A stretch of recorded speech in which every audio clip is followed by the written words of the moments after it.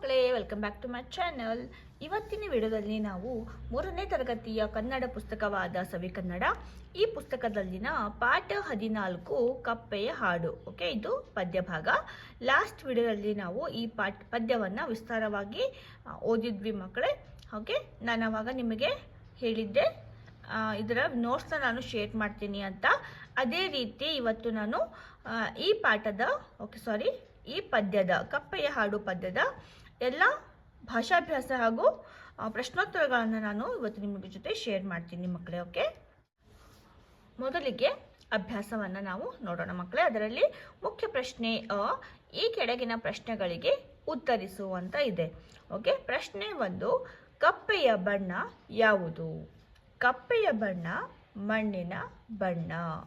ಪ್ರಶ್ನೆ 2, ಕಪ್ಪೆಯ ಕಣ್ಣು ಹೇಗಿವೆ? ಕಪ್ಪೆಯ ಕಣ್ಣು ನೀಲಿಯಾಗಿವೆ.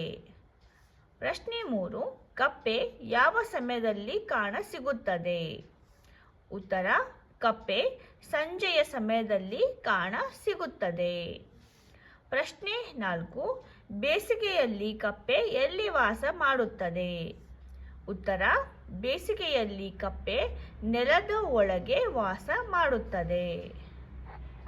ಪ್ರಶ್ನೆ 5, ಕಪ್ಪೆಯ ಗೆಳೆಯ ಯಾರು? ಉತ್ತರ, ಕಪ್ಪೆಯ ಗೆಳೆಯ ರೈತ.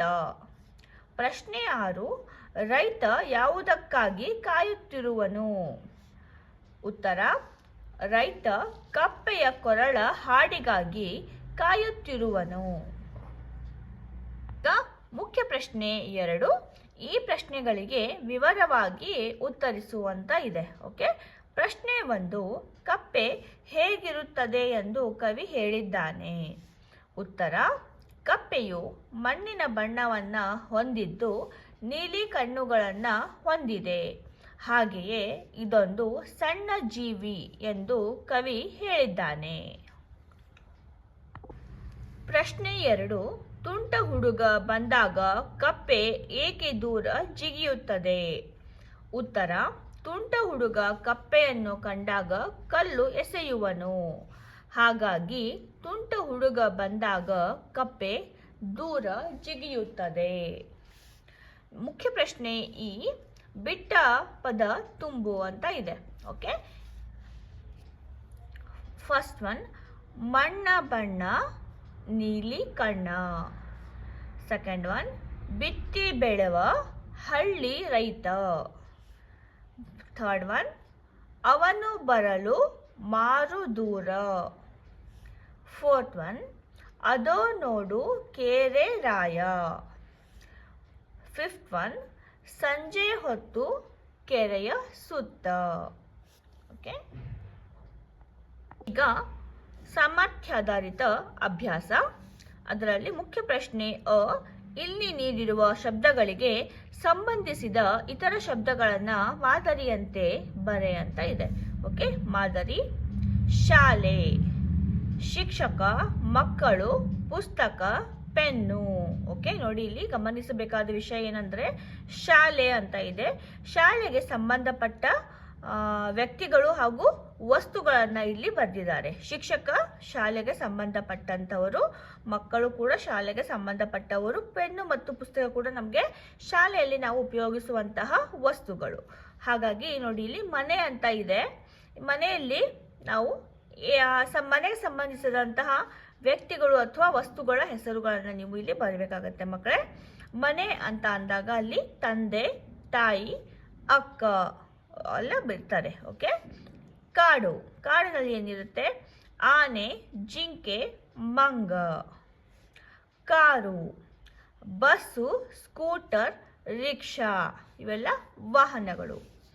ಅಂಗಡಿ, ಚಾಕ್ಲೇಟ್, ದಿನಸಿ, ಗಿರಾಕಿ. ಓಕೆ, ಈ ರೀತಿ ಆ ಶಬ್ದಕ್ಕೆ ಸಂಬಂಧಿಸಿದಂತಹ ಶಬ್ದಗಳನ್ನು ನೀವು ಇಲ್ಲಿ ಬರೀಬೇಕಾಗತ್ತೆ ಮಕ್ಕಳೇ.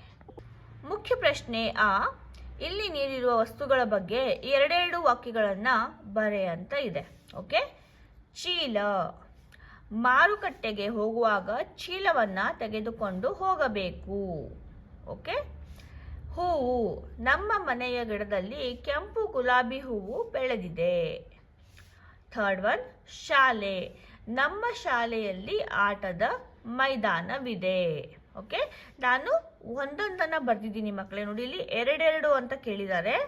ಓಕೆ, ನಾನು ಒಂದೊಂದು ವಾಕ್ಯಗಳನ್ನು ಇಲ್ಲಿ ನಿಮಗೆ ಕೊಟ್ಟಿದ್ದೀನಿ. ಇನ್ನೊಂದು ವಾಕ್ಯವನ್ನು, ಅದು ಸ್ವಂತ ವಾಕ್ಯ ಆಗಿರೋದ್ರಿಂದ ಇನ್ನೊಂದು ವಾಕ್ಯವನ್ನು ನೀವು ಸ್ವಂತವಾಗಿ ರಚನೆಯನ್ನು ಮಾಡಬೇಕಾಗತ್ತೆ ಮಕ್ಕಳೇ. ನೋಡಿ, ಇಲ್ಲಿ ಮುಖ್ಯ ಪ್ರಶ್ನೆ ಈ ನೀಡಿರುವ ಚಿತ್ರವನ್ನು ನೋಡಿ ವಾಕ್ಯಗಳನ್ನು ರಚಿಸುವಂತ ಇದೆ. ನೋಡಿ, ಇಲ್ಲಿ ಒಂದು ಚಿತ್ರವನ್ನು ಕೊಟ್ಟಿದ್ದಾರೆ. ನೋಡಿ, ಇಲ್ಲಿ ಕೆಲವೊಂದು ಮಕ್ಕಳಿದ್ದಾರೆ, 4 ಚಿಕ್ಕ ಮಕ್ಕಳಿದ್ದಾರೆ. ಮತ್ತೆ ಇಲ್ಲಿ ಒಂದು ನಾಯಿ ಕಾಣಿಸ್ತಾ ಇದೆ. ಅವರೆಲ್ಲರೂ ಏನು ಮಾಡ್ತಾ ಇದ್ದಾರೆ, ಇವು ಮೂವರು ಕೂಡ ಪಟವನ್ನು ಇಲ್ಲಿ ಹಾರಿಸ್ತಾ ಇದ್ದಾರೆ.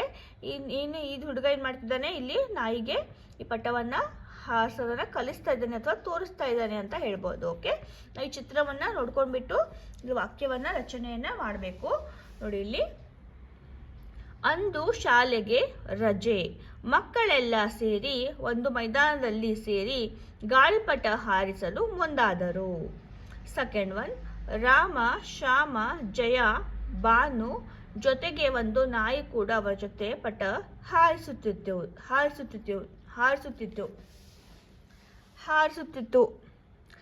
3, ಶ್ಯಾಮ ನಾಯಿಗೆ ಗಾಳಿಪಟ ಹಾರಿಸುವುದನ್ನು ಕಲಿಸುತ್ತಿದ್ದ.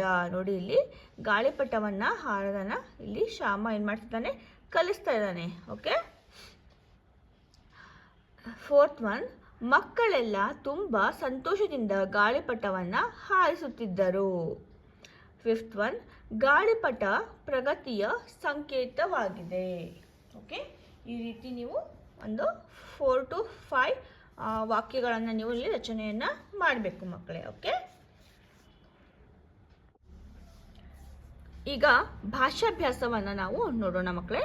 ಭಾಷಾಭ್ಯಾಸದಲ್ಲಿ ಮುಖ್ಯ ಪ್ರಶ್ನೆ ಈ ವಾಕ್ಯದಲ್ಲಿ ಬರುವ ಲಿಂಗ ಸೂಚಕ ಪದಗಳನ್ನು ಗಮನಿಸಿ ಬಿಟ್ಟಿರುವ ಸ್ಥಳವನ್ನು ತುಂಬು ಅಂತ ಇದೆ. ಓಕೆ, ಮಾದರಿ ಕೊಟ್ಟಿದ್ದಾರೆ. ಹುಡುಗ ಕಲ್ಲು ಎಸೆಯುವನು. ಓಕೆ, ನೋಡಿ, ಇಲ್ಲಿ ಲಿಂಗ ಅಂತ ಬಂದಾಗ ಸ್ತ್ರೀಲಿಂಗ ಮತ್ತು ಪುಲ್ಲಿಂಗ. ಇದು ಏನದು, ಸ್ತ್ರೀಲಿಂಗ ಮತ್ತು ಪುಲ್ಲಿಂಗ ಅಂದರೆ ಫಿಮೇಲ್ ಅಥವಾ ಮೇಲ್ ಇದ್ದರೆ ನಾವು ಫಿಮೇಲನ್ನು ಕನ್ವರ್ಟ್ ಮಾಡಬೇಕು. ಫಿಮೇಲ್ ಅಂತ ಇದ್ದಾಗ ನಾವು ಮೇಲ್ ಆಗಿ ಕನ್ವರ್ಟ್ ಮಾಡಬೇಕು ಅಂತ ಇಲ್ಲಿ ಹೇಳ್ತಾ ಇದ್ದಾರೆ. ಓಕೆ, ನೋಡಿ, ಇಲ್ಲಿ ಹುಡುಗ ಅಂತ ಇದೆ, ಇಲ್ಲಿ ಹುಡುಗಿ ಅಂತ ಬರೆದಿದ್ದಾರೆ. ಓಕೆ, ಅದೇ ರೀತಿ ನೋಡಿ, ಇಲ್ಲಿ ಫಸ್ಟ್ ಒನ್, ಗೆಳೆಯ ಆಡಲು ಕಾಯುತ್ತಿರುವನು.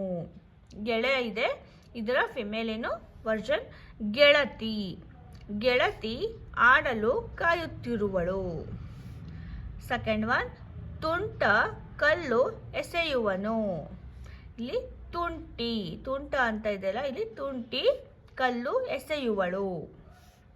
ಥರ್ಡ್ ಒನ್, ಅವನು ಊರಿಗೆ ಬಂದನು. ಅವಳು ಊರಿಗೆ ಬಂದಳು. ಫೋರ್ತ್ ಒನ್, ಅಪ್ಪ ಕೆಲಸಕ್ಕೆ ಹೋದನು. ಅಮ್ಮ ಕೆಲಸಕ್ಕೆ ಹೋದಳು. ಓಕೆ, ಈ ರೀತಿ ನಾವು ಲಿಂಗಗಳನ್ನು ಬದಲಿಸಿ ಬರೆಯಬೇಕು. ಓಕೆ, ಈಗ ಭಾಷಾ ಚಟುವಟಿಕೆ, ಅದರಲ್ಲಿ ಮುಖ್ಯ ಪ್ರಶ್ನೆ ಪ್ರಾಸ ಪದಗಳನ್ನು ಹೊಂದಿಸಿ ಬರೆಯಿರಿ ಅಂತ ಇದೆ. ಓಕೆ, ನೋಡಿ, ಇಲ್ಲಿ ಪಟ್ಟಿ, ಇದು ಆ ಪಟ್ಟಿ ಇದೆ. ಕಣ್ಣ ಬಣ್ಣ, ನೋಡಿ ನಿಮಗೆ ಅರ್ಥ ಆಗಲಿ ಅಂತ ಹೇಳಿ ನಾನು ಇಲ್ಲಿ ನಂಬರನ್ನು ಹಾಕಿದ್ದೀನಿ. ಕಣ್ಣ ಬಣ್ಣ, ನೋಡಿ ಇಲ್ಲಿ ಬರೆದಿದ್ದೀನಿ, ಕಣ್ಣ ಬಣ್ಣ. ಹೊತ್ತು ಸುತ್ತು. ಕೆರೆಯ ನೆರೆಯ. ಸುಡುವ ಬಿಡುವ. ಬರಲು ತರಲು. ಮುಖ್ಯ ಪ್ರಶ್ನೆ ಈ ಶಬ್ದಗಳಿಗೆ ಮಾದರಿಯಂತೆ ಪ್ರಾಸಪದ ಬರೆಯಿರಿ ಅಂತ ಇದೆ.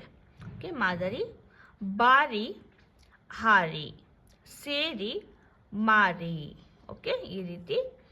ನಾನು, ಬಾನು, ತಾನು, ಸೀನು. ದೂರ, ಹಾರ, ಭಾರ, ಮರ. ಓಕೆ, ಈ ರೀತಿ. ಈಗ ಮುಖ್ಯ ಪ್ರಶ್ನೆ ಬಿಡಿಸಿ ಬರೆದಿರುವುದನ್ನು ಜೋಡಿಸಿ ಬರೆಯಿರಿ ಅಂತ ಇದೆ. ಓಕೆ, ಮಾದರಿ: ಕಾಯುತ್ತಾ ಇರುವೆನು, ಕಾಯುತ್ತಿರುವೆವು. ಓಕೆ, ಇದನ್ನು ಹೊಂದಿಸಿ ಅಂದರೆ ಕೂಡಿಸಿ ಬರಿಬೇಕು. ಬಿಡಿಸಿ ಬರೆದಿರುವುದನ್ನು ಜೋಡಿಸಿ ಬರೆಯೋದಂದರೆ ಕೂಡಿಸಿ ಬರಿಬೇಕು. ಇವೆರಡನ್ನ ಕೂಡಿಸಿ ಬರಿಬೇಕು.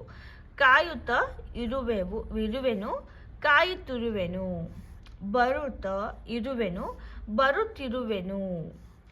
ನೋಡುತ್ತಾ ಇರುವೆನು, ನೋಡುತ್ತಿರುವೆನು. ವಾಸಿಸುತ್ತಾ ಇರುವೆನು, ವಾಸಿಸುತ್ತಿರುವೆನು.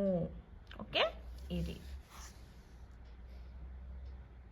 ಹಾಗಾದರೆ ಮಕ್ಕಳೇ, ಇಲ್ಲಿಗೆ ನಮ್ಮ ಕಪ್ಪೆಯ ಹಾಡು ಪದ್ಯದ ಎಲ್ಲ ಪ್ರಶ್ನೋತ್ತರಗಳು ಹಾಗೂ ಭಾಷಾಭ್ಯಾಸಗಳು ಮುಕ್ತಾಯವಾಗಿದೆ ಮಕ್ಕಳೇ. ಐ ಹೋಪ್ ನಿಮಗೆ ಈ ವಿಡಿಯೋ ತುಂಬಾ ಯೂಸ್ಫುಲ್ ಆಗಿದೆ ಅಂತ ಅಂದ್ಕೊಳ್ತಾ ಇದ್ದೀನಿ. ಯೂಸ್ಫುಲ್ ಆಗಿದೆ, ನಿಮ್ಮ ಫ್ರೆಂಡ್ಸ್ಗೆ ಕೂಡ ಶೇರ್ ಮಾಡಿ.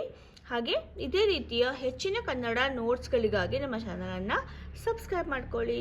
ಮತ್ತೆ ಸಿಗೋಣ ನೆಕ್ಸ್ಟ್ ವಿಡಿಯೋದಲ್ಲಿ. ಅಲ್ಲಿವರೆಗೂ ಮಕ್ಕಳೇ, ಟೇಕ್ ಕೇರ್, ಬಾಯ್ ಬಾಯ್.